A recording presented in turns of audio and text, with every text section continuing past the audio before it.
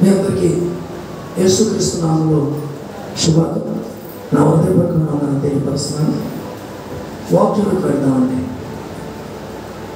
అంశం ప్రార్థన ఆలకించును అనే అంశం ముందుకు వెళ్దాం. అలాగే యెషయా గ్రంథం 65వ అధ్యాయం 24వ వచనం, వారికి ఇలాగ జరుగును, వారు వేడుకొనక మునుపు నేను ఉత్తరమిచ్చుదును, వారు మనవి చేయుచుండగా నేను ఆలకించుదును. చప్పట్లు కొట్టి దేవుని అయిపోతాం. గట్టిగా కొడదాం. తండ్రైన దేవునికి, కుమారుడైన క్రీస్తు ప్రభువారికి, ఆదరణకర్తైన పరిశుద్ధాత్మ దేవునికి, పూర్వమును ఇప్పుడును ఎల్లప్పుడూ సర్వయుగములకు సకలయుగములకు యుగయుగములకు త్రియేక దేవునికి మహిమ ఘనత ప్రభావములు కలుగును గాక. ఆమేన్. మంచిదండి. చూడండి, వారికి ఇలాగ జరుగును, వారికి ఇలాగ జరుగును, వారు వేడుకొనక మునుపు నేను ఉత్తరమిచ్చుదును. మీరు అడగగలదండి. మీరు చేయవలసిన పని మొన్నటి దినాన్ని చెప్పాను. మనస్సాన్ని ఇంట్లో ప్రతిష్ఠ చేసుకోండి, బలిపీఠం కట్టుకోండి. మనస్సు మనమే, మనం ఏకాంతంగా వెళ్ళిపోయి అక్కడ ప్రార్థన చేయండి, కూర్చోండి అని చెప్పిన మాటలు విన్నారు. కానీ ఈరోజు అదే మనస్సు దగ్గరికి వెళ్ళి, అదే బలిపీఠం దగ్గరికి వెళ్ళి మీరేం చేయాలో తెలుసా? ఏమి అడగకుండా మౌనంగా ఉండండి. దేవుడి కార్యం ప్రారంభమైపోతుంది.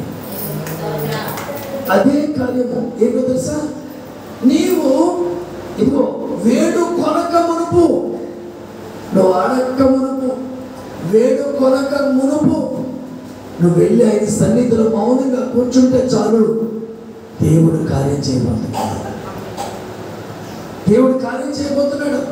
అంతేకాదు, నీకు ఉత్తరము జవాబు ఇవ్వబోతున్నాడు.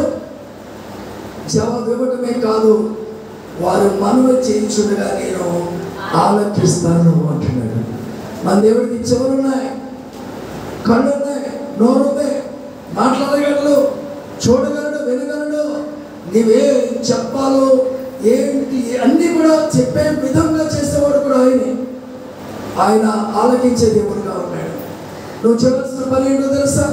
ఆ మందస్థం దగ్గరికి వెళ్ళిపో, ఆ బలిపీఠం దగ్గరికి వెళ్ళిపో, ఏకాంతంగా వెళ్ళి నువ్వేమీ చెప్పకు, మౌనంగా కూర్చోగలగంట. కొత్త సిస్టమ్ మార్చుకున్నాం. ఒక అరగంట కూర్చొని ఏమీ చెప్పుకో. అంటే నువ్వు వేడు కొనక మునిపే నీకు జవాబు ఇస్తానంటాడు. కొంచెం చెప్పట్లా? నువ్వు అడగక మునిపే నీకు జవాబు ఇస్తానంటున్నాడు. నువ్వు ఏమి చెప్పకముందే జవాబు ఇస్తానంటున్నాడు. నువ్వు ఆయన సన్నిధిలో నిలబడి, ఆయన బలిపీఠం దగ్గర నిలబడి, ఆ సన్నిధిలో మండస్థానం దగ్గర కూర్చుంటే దేవుడు కార్యం చేయబోతున్నాడు. ఆమేన్. ఏం చెప్పగలదా? ఏమొద్దమ్మా, నువ్వు వెళ్ళి మౌనంగా కూర్చున్న తర్వాత ఆయన చూస్తూ ఉండు. ఆయన చూస్తూ ఉన్న తర్వాత నీ హృదయంలో ఏం పుడుతుందో తెలుసా? భారం పుడుతుంది. భారం పుడుతుంది కదా. భారం పుట్టడమే కాదు, నీ కళ్ళలోంచి కన్నీళ్లు కారుతూ ఉంటాయి. మనం చేయలేదు, నువ్వు కూర్చున్నావు అంతే, నువ్వు నిలబడ్డావు అంతే, ఆ బలిపీఠం దగ్గర, ఆ మందస్థం దగ్గర కూర్చున్నావు అంతే, ఏమీ చేయలేదు. నిన్ను చూస్తున్నాడు, నీ హృదయ వేదన వింటున్నాడు, నీ కంట కన్నీళ్లు చూస్తున్నాడు. అంతే. నువ్వు మౌనంగా కూర్చోే వారిలో కొత్త మాటలు నేర్పిస్తున్నాడు దేవుడు. మౌనంగా కూర్చో. నువ్వు ఏదైతే మనం చేసుకుంటున్నావో, హృదయంలో అనుకుంటున్నావో, ఆ దాన్ని ఆలకించి జవాబు ఇవ్వబోతున్నాడు. ఆమేన్. కొన్ని అనుకుంటే జరగల, ఇంకా అనుకున్నాం, జరగలేదు. కానీ ఇప్పుడు ఏమనుకోకు, అన్నీ జరుగుతాయి. దేవుని స్తోత్రం. కొన్ని సందర్భాల్లో ఎన్నో చెప్పాను, ఎన్నో అయినాయి. ఇప్పుడు ఏమో ఇందుకో జరగడం లేదు, నా పరిస్థితి ఏంటి అని చెప్పి నువ్వు అనుకుంటే కనుక ఈరోజు ఒక మంచి ఆప్షన్ దేవుడు ఇవ్వబోతున్నాడు. ఏంటో తెలుసా? వెళ్ళు, సన్నిధిలో కూర్చో. మౌనంగా ఉండండి. మౌనంగా ఉంటే నీ హృదయ లోపల ఏముందో, హృదయ తలంపులు ఏమున్నాయో నువ్వు అడగకుండా కూర్చుని ఆయన దగ్గర కూర్చున్నావు చూసావా, అది చూసే దేవుడు. అది చూసిన తర్వాత నీ హృదయ అంతరంగంలో ఆ మాట పుట్టక మునిపే కాదు, నీ హృదయ తలంపులు ఏమున్నాయో ఎరిగి నీకు జవాబిస్తానంటున్నాడు. నువ్వు మొరపెట్టలేదు, వెళ్ళి సమీపంగా వెళ్ళి కూర్చున్నావు, ఆయన వైపు చూస్తున్నావు, ఆయన నీ వైపు చూస్తున్నాడు. ఓ మాట చెప్పాను వినండి. మనకి ఎవరో భిక్ష అటెండ్ చేస్తున్న వ్యక్తి వచ్చాడు. వచ్చిన తర్వాత గుమ్మం దగ్గర నిలబడ్డాడు. దిగాలుగా ఉన్నాడు, బిక్కముఖం వేసుకున్నాడు, బట్టలు లేవు సరిగా. అమ్మాని పిలవలేదు, కేకేయలేదు. కానీ మన గుమ్మం దగ్గర ఆయన నుంచున్నాడు లేదా కూర్చున్నాడు, దిగాలుగా ఉన్నాడు, బిక్కముఖం పెట్టుకొని ఉన్నాడు, ఏమి అడగలేదు. ఆ ఇంట్లోంచి తల్లి వచ్చింది. వచ్చిన తర్వాత ఆ వ్యక్తిని చూసేసరికి అయ్యో ఏంటి, కనీసం భోజనం చేసి ఎన్ని రోజులు అయిందో పడిపోయేలా ఉన్నాడే, కనీసం వాటర్ నీళ్లు తాగాడో లేదో పడిపోయేలా ఉన్నాడే. ఆ మొక్కలు చూస్తూ ఉంటే దిగాలైపోయింది అని ఆ తల్లి చెప్పక ముందే తెలుసుకొని ఇంట్లోకి వెళ్ళి, బాబా నీళ్ళు తాగునైనా, కాస్త ఆహారం తినునైనా, వస్త్రాలు ఇచ్చి ఆలన పాలన చూసి పంపిస్తుంది. ఎందుకు ఏం అడగలేదు. గుమ్మం దగ్గరే ఉన్నాడు, దిగాలుగా ఉన్నాడు, ఏం అడగాలో తెలీదు, బిక్కమొక వేసి కూర్చున్నాడు. కడుపు పక్క ఆకలి, పరిస్థితులు బాగాలేవు, కానీ ఏం అడగలా. గుమ్మం దగ్గర ఉన్న ఆ వ్యక్తిని ఆ తల్లి చూసి, ఆ తల్లి అన్నీ పట్టుకొచ్చి ఆ వ్యక్తికి ఇచ్చి ఆదరిస్తే, పోషిస్తే, నిన్ను నన్ను చూడడా చూస్తాడు. ఆ వ్యక్తి పెట్టిన తర్వాత ఆ వ్యక్తి ఏమంటాడు తెలుసా, అమ్మా నీ కుటుంబం దీవించబడును గాక, నీ కుటుంబం ఆశీర్వదించబడును గాక, అమ్మా నీ కుటుంబం చల్లగా ఉండను గాక అని ఆ దీవెనల వర్షం కురిపించి ఆయన చక్కగా వెళ్ళిపోతాడే. మరి నీకు ఆ సృష్టికర్త ఆయన సన్నిధిలో కూర్చుని మౌనంగా ఉంటే ఆ తల్లి కంటే గొప్పడు కదా. నీ ముఖం చూసేవాడు కదా, నీ వేదన చూసేవాడు కదా, నీ ఆకలి చూసేవాడు కదా, నీ రోదన చూసేవాడు కదా. నీ అవసరం ఏంటో నువ్వు చెప్పకముందే ఆయన ఎరిగిన వాడు కదా. నువ్వు చేయవలసిన పని ఏంటో తెలుసా, మౌనంగా. ఈ వాక్యం ద్వారా నేను హెచ్చరించబడ్డా, మీరు సాయంకాలం ఇక్కడికి వస్తా, మౌనంగా ఉంటా. చూద్దాం, ఈ వాక్యం ద్వారా నేను తెలుసుకున్నా, నిజంగా చెప్తున్నాను, ఏ నిమిషానికి ఏది నేర్పిస్తున్నాడో నాకు తెలియదు. దేవుని స్తోత్రం. ఈ వాక్యం ద్వారా నేను వచ్చి కూర్చుంటే సాయంకాలం వచ్చి ఒక గంట సమయం, అరగంట సమయం కూర్చుని అంతే ఆయన వైపు చూద్దాం. ఏదో కార్యం చేయకుండా ఉండడం, చేసేదాకా ఆయన పాదాలు వదలొద్దు. కొట్టు చాపట్ల దేవుని స్తోత్రం. ఏదో కార్యం చేసేదాకా నువ్వు పెట్టుకోవడమే అంటావు, దిగాలుగానే ఉంటావు, కన్నీళ్ళ కారుతావు, కాల్చేదేదో ఆయన పాదాల దగ్గర పడ్డమే కాదు, ఆయన వైపు దిగాలుగా చూడు. మౌనమైపో. నువ్వు మనవి చేయక మునిపే, అడగక మునిపే నీ మనవి ఆయన ఆలకించే దేవుడు. నువ్వు వేడుకొనక మునిపే నీకు జవాబిచ్చే దేవుడు. నువ్వు మనవి చేయుచుండగా ఆయన ఆలకించే దేవుడు. ఈరోజు నిజంగా ఈ వాక్యం ఏంటి ఎంత సంతోషమా, ఎంత బలం పొందుకుంటున్నావు తెలుసా, ఎంత బలం వస్తుందో తెలుసా. రావట్లేదా? ఈ వాక్యం ద్వారా దేవుడు మనతో మాట్లాడలేదా? నువ్వు నిలబడితే యేసు నిలబడతాడు ముందు. హల్లెలూయా, హల్లెలూయా. అడగక ముందే అక్కరలేనిది అవసరాలు తీర్చిన ఆత్మీయుడా, ఎందరు ఉన్నా బంధువు నీవే, బంధాలను అవసరాలు తీర్చిన ఆత్మీయుడా,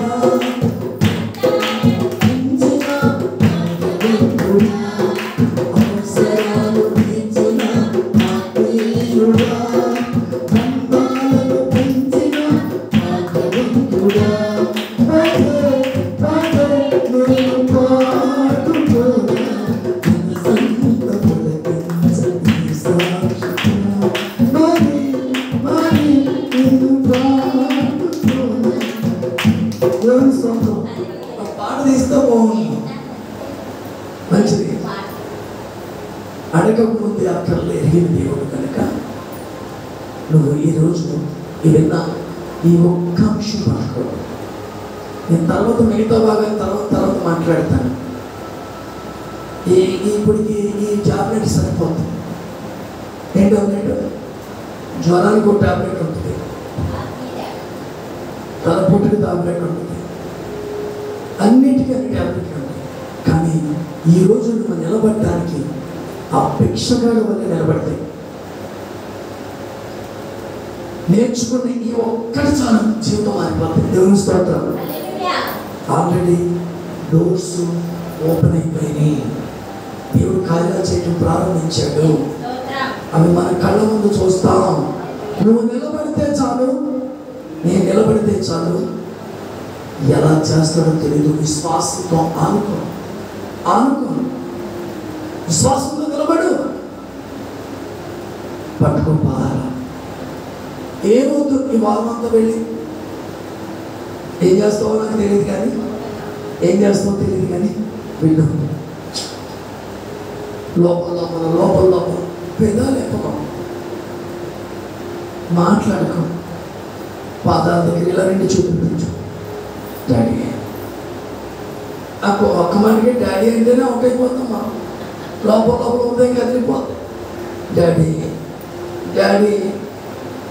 అని లోపల తలుస్తావు చూడు.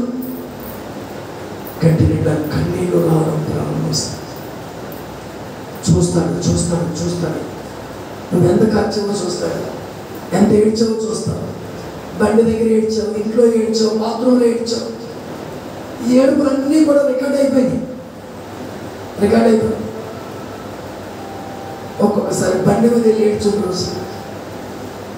బండి నడుస్తూ ఉంటుంది, హృదయం కదులుతూ ఉంటుంది. ఆ ఏడుపులు అన్ని జీవితంలో తట్టుకోలేకపోతున్న పరిస్థితులు, అదుపులో లేవు, నలిగిపోతున్న పరిస్థితులు, అదుపు తప్పిన పరిస్థితులు, ఇవన్నిటిని బట్టి తట్టుకోలేక మనం ప్రార్థించిన ప్రార్థనలు కూడా ఆలోచిస్తున్నాం. ఆమేన్. ప్రతిదీ ఇప్పుడు దాకా అలా మొత్తాన్ని అప్డేట్ అయిపోయి అన్నీ కూడా ఓకే, అక్కడికి వెళ్ళిపోయి ఇక వెళ్ళవలసింది ఒకటే. నువ్వు మందస్సు బలిపెట్టావు, నువ్వే ఆ మందస్సు. కూర్చో, మౌనం అయిపో. హృదయ అంతరంగం నుంచి వస్తే మాటలు.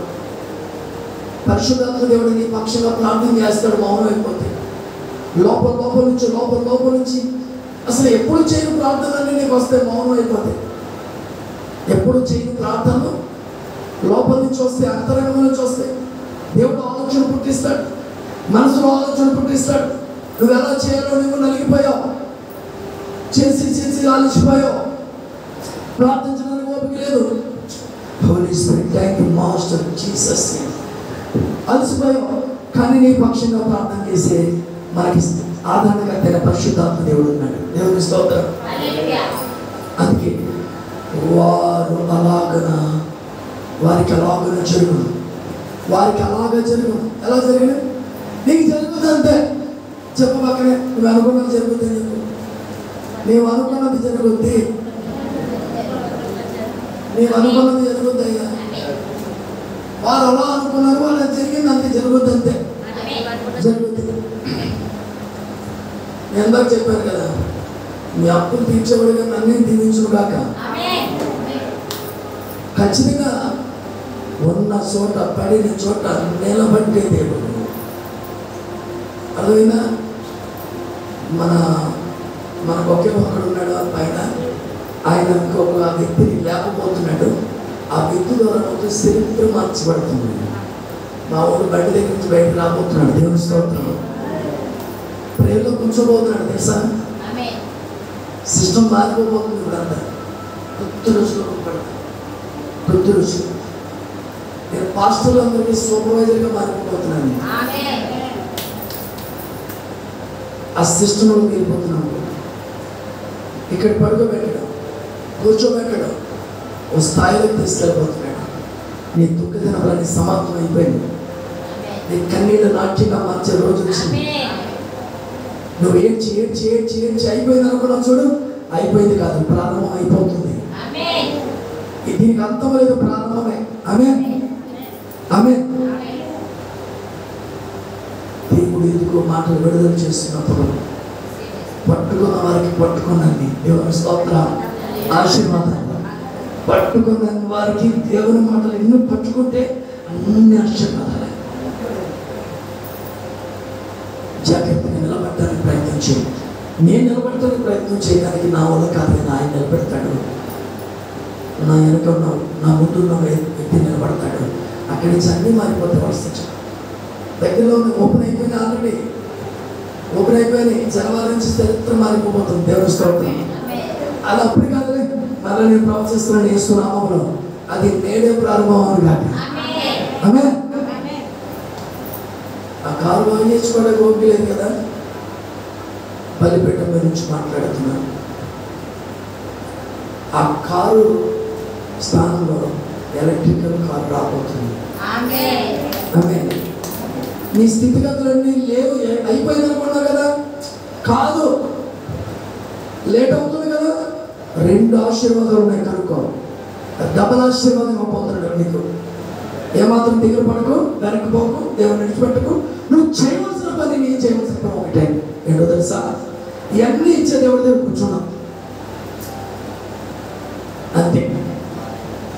మొహం ఏం పెడతామో ఎలా పెడతామో తెలియదు. మీ నాన్నింటికి వెళ్ళి, మీ అమ్మింటికి వెళ్ళి ఏంటి ఇక ఏం చెప్పకుండా సన్సెట్కి వెళ్తావు కదా, బ్యాగ్ కట్టుకుని వెళ్తావు కదా. నువ్వు సంచులు వెళ్ళి బ్యాగ్ కట్టుకు వెళ్ళిన తర్వాత వెళ్ళగానే మాట్లాడకుండా మౌనంగా ఉండి ఆమె చూస్తూ పొలా ఇప్పేసే వరకు అది సంచి నిండిపోతాడు. సంచి నిండిపోతే మొత్తం మీద ఏదో కొద్ది కష్టంలో వచ్చింది, ఏదో ఇబ్బందులు వచ్చింది. అప్పుడు చెయ్యి వేసిన మీద, అమ్మా ఎందుకులే, ఎందుకు ఏడుస్తావు, ఏమీ లేవా ఏంటి, ఆ కష్టం ఏంటిరా చెప్పు, ఆ పరిస్థితి ఏంటి చెప్పు నాకు. అలా కుమిరిపోయి బాధపడ్డావు ఎందుకు నువ్వు? ఏమేమన్నావు కదా, ఏమో చచ్చిపోయావు అనుకున్నావా, ఏమో బతికే ఉన్నావు కదా, నీ కష్టం నా కష్టం కదా, నువ్వేం చెప్పలా, చెప్పావా, ఏమన్నా అడిగావా? మొత్తం స్టోరీ అంతా మీ అమ్మ నాన్నే చెప్పేస్తారు. నాన్న అంతా అర్థమైపోయింది కదా, సంచి నింపే అంత అంతే అండి, బ్యాగ్ నింపి నువ్వు అడగక్కడొద్దమ్మా. వెళ్ళింది దానికి చిన్న బ్యాగ్తో వెళ్తావు, వచ్చేటప్పుడు 4 సంచులతో వస్తావు. దేవుని స్తోత్రం. మీ అమ్మ నాన్నే నీకు ఇంతలా ఇస్తే అడగకుండానే మౌనంగా వెళ్ళి విక్కమోగం పెట్టుకుని ఏడిచి ఏం మాట్లాడకుండా ఉన్న నీవే వాళ్ళు గుర్తిస్తే దేవుని సన్నిధికి వచ్చి పాదాల మీద పడి మందసం దగ్గరికి వచ్చి బలిపీఠం దగ్గరికి వచ్చి నువ్వు కూర్చొని విక్కమోగం వేసి కూడా ఇప్పేస్తే కన్నీళ్ళు కాచేస్తే మీ అమ్మ నాన్న ఇంత చేస్తే ఆ భిక్షకానికి ఆ తల్లి వచ్చి ఏమి అడగకుండా ఇచ్చేస్తే అందరికంటే భయోడు అన్ని ఉన్నవాడు అందరికి ఇచ్చిన తరగతి ధనము సమస్తం ఆయన దగ్గర ఉన్నది, నువ్వు అడగకుండానే అన్ని ఇస్తాడు. దేవుని స్తోత్రం. అందుకే ఆయన ధనవంతుడైంది ఈ భూమి మీదకి దరిద్రుడిగా వచ్చి మనల్ని ఆత్మీయంగా ధనవంతులుగా చేయడానికి, అన్ని విధాలుగా ధనవంతులుగా చేయడానికి ఆయన ఈ లోకానికి వచ్చి రక్తం చెల్లించి ప్రాణం పెట్టి సర్వము సమస్తము మనకు ఇచ్చేసాడు. పునరుద్ధరణని తిరిగి లేచాడు. మనం నిలబడితే చాలు, ఆయన కదులుతాడు. ఆయన తిరిగి రాబోతున్నాడు, పరలోకానికి వెళ్ళాడు, రాబోతున్నాడు. వచ్చేదానికి మనం నిలబడాలి.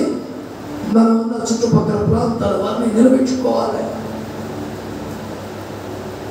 నిలబెడతాం. ఈ మాటలు వింటున్న వారు చాలా మంది ఉన్నారు బిడ్డలు. వాళ్ళు కూడా బలపరచబడుతున్నారు ఈ వాక్యం ద్వారా. కొంతమంది రాలేకపోయిన వారు, గృహాల్లో ఉండి వింటున్న వారు చాలా మంది ఉన్నారు. వారు కూడా దీవించబడుతున్నారు. తెలుసా మీకు? ఇంత సబ్జెక్ట్ బయటకు పెడుతుంటే, పరిశుద్ధాత్మ దేవుడు బోధిస్తూ ఉంటే ప్రతి చెవుల్లోకి వెళ్ళిపోతుంది, ప్రతి హృదయంలోకి వెళ్తుంది. వెళ్ళిన ఈ మాటల ద్వారా వారు కూడా దీవించబడుతున్నారు. ఇది మనకే పరిమితం కాదు, అక్కడ చాలా ఉంది. అది అందరికీ పంచాలనుకుంటున్నాడు. కానీ నువ్వు చేయవలసిన పని వెళ్ళిపో పాదాల దగ్గరికి. పోయిన వారం చెప్పాను, మనసు దగ్గరికి కూర్చోండి అన్న. కనీసం ఒక గంట అయినా కూర్చున్నారా? ఇప్పుడైనా సరే వెళ్ళి మౌనంగా కూర్చుని ఎలా పెడతారు ఒకసారి చెప్పండి. మంచి బాగా పెడతా, బాబు ఎలా పెడతా?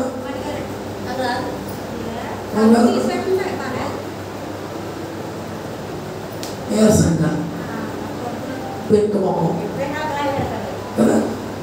ఇక అసలు ఆయన దగ్గరికి ఏం మాట్లాడకండి.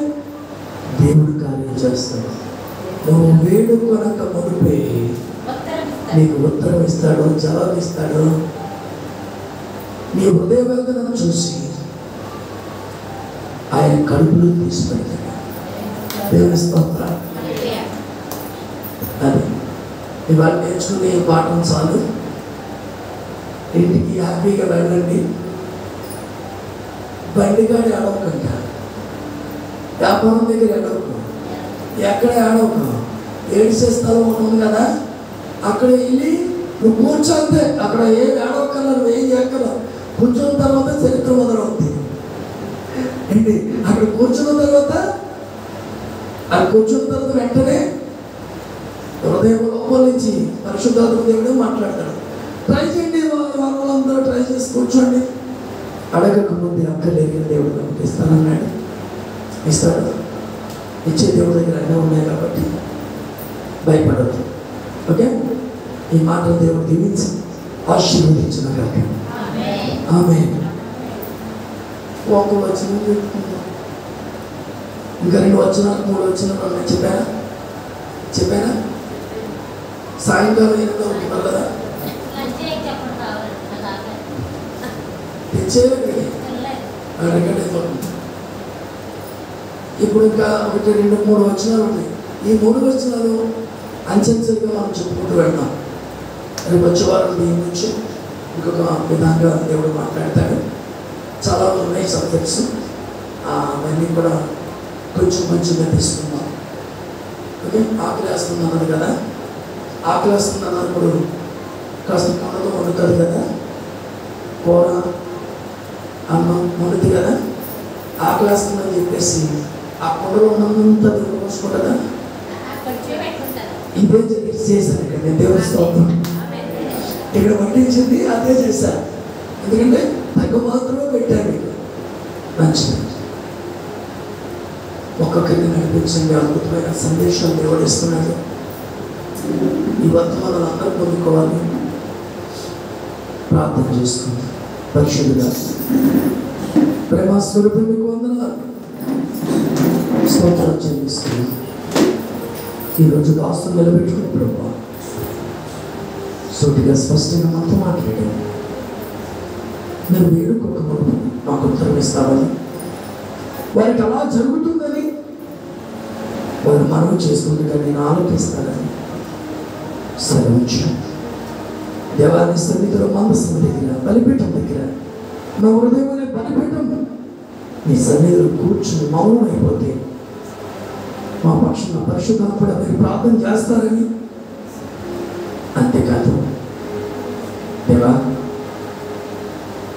ఒక భిక్షగాడు మౌనంగా ఉండి ఏం అడగకముందే ఆ తల్లి తెచ్చిపెట్టినట్లుగా తన కూతురింటికి వెళ్ళినప్పుడు తల్లి తండ్రి ఆ దిగాలమైన ముఖం వేసుకుని కన్నీళ్ళు కారుస్తుంటే ఏం అడగకముందే అర్థం చేసుకుని అన్ని ఇచ్చినట్లుగా నీ సన్నిధిలో ఉంటే మాకు అంతకంటే గొప్ప ఇస్తావని, మేము నీ సన్నిధిలో నిలబడాలని అద్భుతంగా మాతో మాట్లాడేవారు. ఫలించాలి, పిల్లలు అభివృద్ధి చెందాలి. నీ సన్నిధిలో నిలబడితే నేను నిలబడతావని. దేవా, లేట్ అవుతున్నాయంటే దానికి 200 ఆశీర్వాదం ఉందని, కంగారు పడవద్దని, తొలగిపోవద్దని, డోర్స్ ఓపెన్ అయిపోతున్నాయని, మనం అందరికీ ఇచ్చేవారుగా మారుతామని అనేక సంగతులు ఈరోజు బోధించాను. మాట్లాడడం సహాయం చేస్తామనైనా మీకు వందనాలు. నీ కృపగల హస్తాలకు బిడ్డలను అప్పగిస్తుంది. ఈ వారంలో గొప్ప సాక్ష్యాలుగా వెళ్తున్నాను. మైకెంతో విన్న బిడ్డలందరూ దీవించిందని, రానటువంటి బిడ్డలు దాన్ని జ్ఞాపకం చేసుకున్నాను. వచ్చిన బిడ్డలు ప్రభావ మెండుగా నీ సన్నిధిని అనుభవించి వెళ్తున్నారు. మీరు వారి ఇంటిలోకి వారి కూడా వెళ్ళండి నాయన పరిశుద్ధాత్మ. నువ్వు లేకపోతే ఏమి జరగదునని సహాయం చేయమని. వారి అక్కర్లు, వారి కొదువులు, వ్యాధులు, బాధలు, సమస్యలు, అప్పులు, ఇరుకులు అన్నీ ఎరిగిన దేవుడు, కానీ మౌనమైపోయి నీ సన్నిధిలో ఒదిగిపోతుంది. నీవు ఇచ్చేవారికి చేస్తున్నావు, పెట్టేవారికి చేస్తున్నావు, ఉన్నదాన్ని అభివృద్ధి చేస్తున్నావు. సహాయం చేయమని యేసు నామములో ప్రార్థించి ఈ బిడ్డను మమ్మల్ని నీ చేతులకు అప్పగించుకుంటాం. యేసు నామములో అడిగి పొందినాం ప్రభువా. ఆమేన్, ఆమేన్, ఆమేన్. మీ అందరికీ వందనాలు, శుభాలు. లేచి నిలబడండి.